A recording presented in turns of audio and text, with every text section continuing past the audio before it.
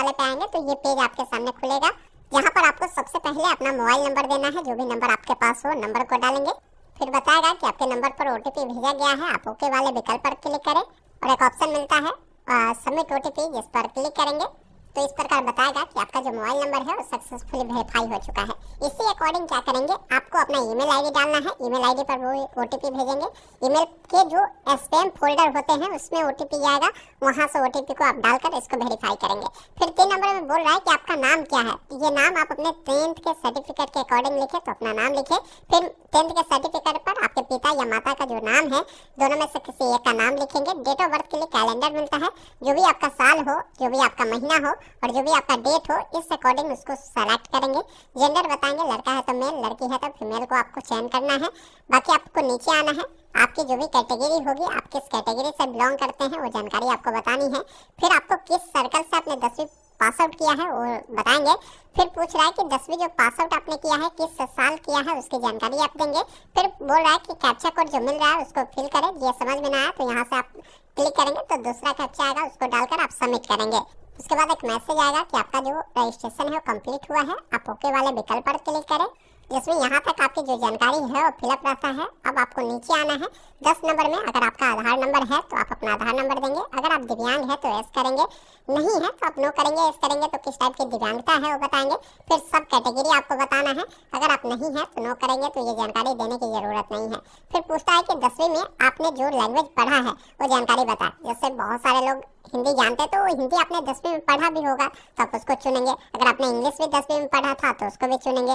गुजराती पढ़ा था, जो भी लैंग्वेज आपने पढ़ा था 10वीं में और वो जानते हैं तो आप उस लैंग्वेज को चुनकर यहाँ से ओके करेंगे और लैंग्वेज ऐड हो जाएगा। फिर पूछता है कि अगर आप जॉब करते हैं तो आप एस करें, नहीं तो आप नो वाले विकल्प पर क्लिक करें। एस करेंगे तो फिर आपको जो है NOC के बारे में बताना है कि NOC अवेलेबल है या नहीं है। नहीं है तो नो करेंगे, जानकारी देने की जरूरत नहीं है। अब देखिए यहाँ पर पासपोर्ट साइज की फोटो देनी है, जिसका साइज जो होगा वो 50 KB से कम होगा तो फोटो को चुनेंगे। फिर सिग्नेचर आपकी 20 KB से नीचे होनी चाहिए। फिर यहाँ से सबमिट वाले विकल्प पर क्लिक करेंगे। अब उसके बाद क्या है कि आपने रजिस्ट्रेशन में जितने भी जानकारी दिया था उन तमाम जानकारी का एक बार प्रीव्यू करें।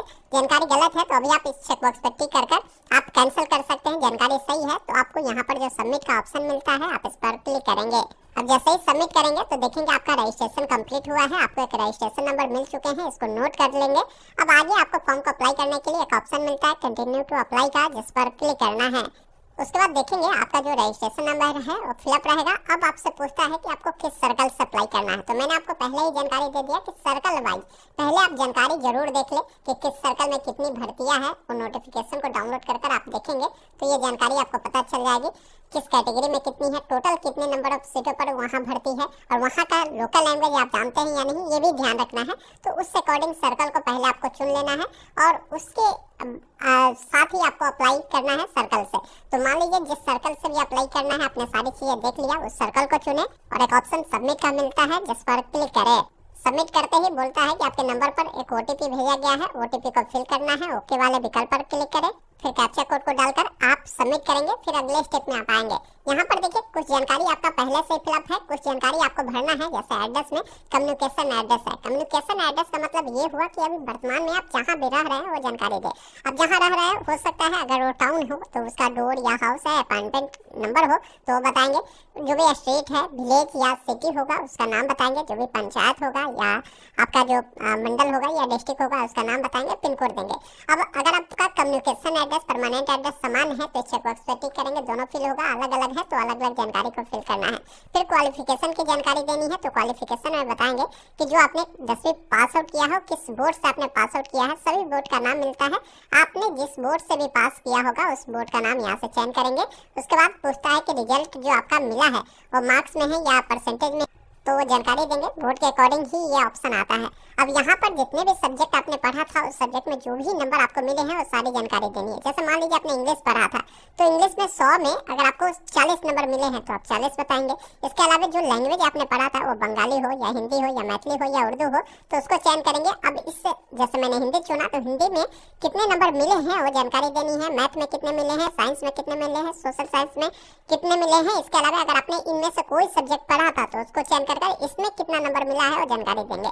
अगर किसी का CGPA स्कोर होता है तो बताएं, नहीं तो ये जानकारी भरने की जरूरत नहीं है। एक चीज ध्यान रखिएगा, जब कभी भी आप किसी भी भर्ती का फॉर्म भरते हैं, जहाँ पर भी ये स्टार बना है ना वो जानकारी देना ही देना है। जहाँ पर ये स्टार नहीं बना है वो जानकारी आप छोड़ सकते हैं अगर आप पर एप्लीकेबल नहीं होता है तो जानकारी को फिल करें, सेव एंड कंटिन्यू पर क्लिक करें। इस अकॉर्डिंग आपका फॉर्म वहां तक सबमिट होगा। फिर आप अगले स्टेप में आते हैं जहां पर आपने जो सर्कल चुना है तो उस सर्कल के तहत आपको डिवीजन चुनना होगा कि आपको किस डिवीजन से अप्लाई करना है। तो ये भी चीजें महत्वपूर्ण है, इसको भी अप्लाई करने से पहले मैं कहूंगा कि इनके वेबसाइट पर आकर आप ये जानकारी चुनेंगे, या नहीं तो इस बार क्या किया है कि ये बहुत ही अच्छा ऑप्शन स्टूडेंट के लिए दे दिया है कि जैसे ही आप डिवीजन को चुनते हैं, जिस भी डिवीजन से आप अप्लाई करना चाहते हैं, तो डिवीजन में भर्ती जितने भी होगी वो जानकारी मिलेगी। जैसे यहाँ पर जो भर्ती है ये डिवीजन का नाम है, पोस्ट ऑफिस का नाम है, और जो भी पोस्ट है वो कौन सा पोस्ट है। पहला पोस्ट देखिए इन्होंने BPM का रखा है। BPM का मतलब होता है असिस्टेंट ब्रांच पोस्ट मास्टर, और BPM का मतलब होता है ब्रांच पोस्ट मास्टर, एक GDS का होता है। तो सबसे अच्छा पोस्ट होता है ये BPM का होता है, फिर BPM का होता है, फिर GDS का होता है। सैलरी BPM को अधिक मिलता है, फिर BPM को उससे थोड़ा सा कम रहता है, GDS का वही 10,000 के अप्रोक्स रहता है। तो इसमें आप प्रेफरेंस कैसे देना है ये चीज आपको समझना है। अब देखिए इसमें मैंने बताया कि अच्छा पोस्ट आपका ये BPM का है, तो BPM में सबसे पहले देखना है कि आपके कैटेगरी में भर्ती कहाँ है।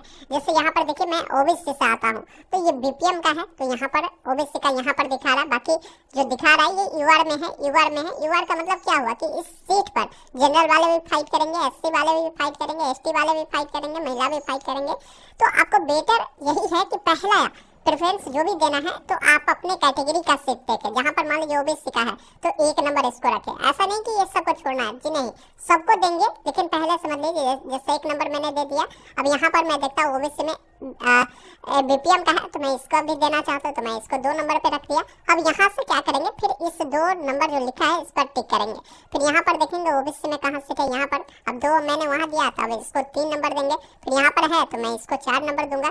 फिर यहाँ पर देखता हूँ, यहाँ पर OBC में है तो यहाँ पर 5 नंबर देता हूँ। फिर यहाँ पर मैं 6 नंबर देता हूँ। उसके बाद क्या करता हूँ, फिर मैं 3 नंबर पे आता हूँ। फिर यहाँ पर OBC का है तो यहाँ पर 7 नंबर देता हूँ, यहाँ पर 8 नंबर देता हूँ। इससे अकॉर्डिंग इसको 9 नंबर में देता हूँ, इसको मैं 10 नंबर देता हूँ। उसके बाद इसको मैं 11 नंबर देता हूँ, इसको मैं 12 नंबर देता हूँ। फिर इस सब को छोड़कर पहले मैं 4 नंबर में देखता हूँ OBC का, तो मैंने वहाँ तक 12 दिया। अब यहाँ पर OBC का है तो इसको मैं 13 दे दिया। अब यहाँ पर मैं देखता हूँ कि नहीं है, तो अब यहाँ पर एक और है तो मैं इसको 14 दे दिया।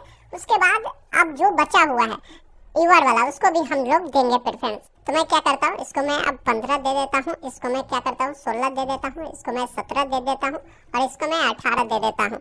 अब यहाँ पर पूरा दे दिया। अब तो फिर मैं बैक होकर जहाँ भी छूटा है UR में उसका भी प्रेफरेंस हम लोग देंगे, कहीं छोड़ना नहीं है। पहले अपने कैटेगरी का प्रेफरेंस डालेंगे, फिर जनरल में हम लोग डालेंगे, ये ध्यान रखिएगा। फिर यहाँ पर 1 नंबर में आकर इसको भी हम लोग देंगे। तो इस अकॉर्डिंग प्रेफरेंस को डालेंगे तो सिलेक्शन की जो चांसेस है वो बढ़ जाएंगे।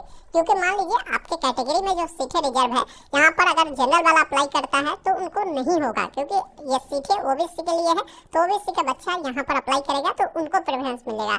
तो ये विशेष रूप से आपको ध्यान रखना है। अगर मान लीजिए आप जनरल का ही प्रेफरेंस पहले सारा दे दिए तो इसमें आपको घाटा क्या होगा कि इसमें मान लीजिए कोई SC ST वाले उनका थोड़ा सा नंबर अगर कम है या आपसे अधिक है तो उन सब का सिलेक्शन यहाँ पर हो जाएगा। तो पहला प्रेफरेंस दीजिए कि आप अपने कैटेगरी में, फिर कैटेगरी का सारा प्रेफरेंस दे देते, फिर जनरल वाला भी प्रेफरेंस देना है। उसके बाद इस चेकबॉक्स पर टिक करना है। एक ऑप्शन मिलता है 7 प्रोसीड का, जिस पर क्लिक करना है। अब यहाँ पर पूछता है कि अगर कुछ मॉडिफाई करना है तो कैंसिल कर पहले मॉडिफाई कर लीजिए। सारी जानकारी सही है, मैं ओके वाले विकल्प पर क्लिक करता हूँ। फिर इस प्रकार देखेंगे आपका जो फॉर्म है वो सबमिट हुआ है। अब जिनको पेमेंट लगता है तो उनको डायरेक्ट पेमेंट करना होगा, और जिनका पेमेंट नहीं लगता तो सबमिट होने के बाद डायरेक्ट प्रिंट आउट दे देता है।